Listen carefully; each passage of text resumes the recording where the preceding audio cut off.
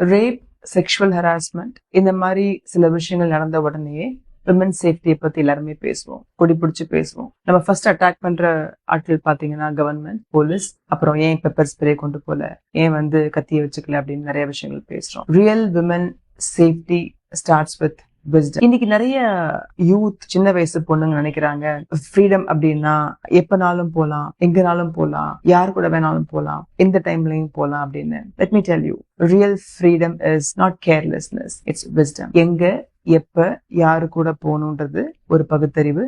அது எல்லா பெண்களுக்கும் முக்கியமா வேணும். ஐம் நாட் சேயிங் இது இருந்தா ரேப் இல்லாம இருக்கும், செக்ஷுவல் ஹராஸ்மெண்ட் இல்லாம இருக்கும் சொல்ல வரல. At least large number of cases we can minimize. Safety is not about being scared, it's about being smart. People intentions எனக்கு புரியணும். I should be able to read them. ஒரு உறவுல இது சிகப்பு flag, orange flag, green flagனு தெரியணும். Self defence, என்ன பாதுகாக்க எனக்கு தெரியணும். And also I should be able to say no in places. in a rude நினைச்சா கூட I should still be able to say no, so that I can safeguard myself. இப்ப நிறைய பொண்ணுங்கள் கேட்பாங்க, மேடம் இது நீங்க பசங்கள்கிட்ட சொல்லுவீங்களா, பெண்கள்கிட்ட இப்போ அட்வைஸ் பண்றீங்களே, பசங்க என்ன பண்ணுவீங்கன்னு நீங்க கேட்பீங்க. நான் பசங்கள்கிட்டையும் பேசுறேன், பசங்களுக்கும் ஐ அட்வைஸ். என்னுடைய செஷன்ஸ்ல I tell men how to respect women, how to provide support for women. So பசங்க செஷன்ஸ் பசங்களுக்கு, இது பெண்களுக்காக பேசப்பட்ட விஷயம்.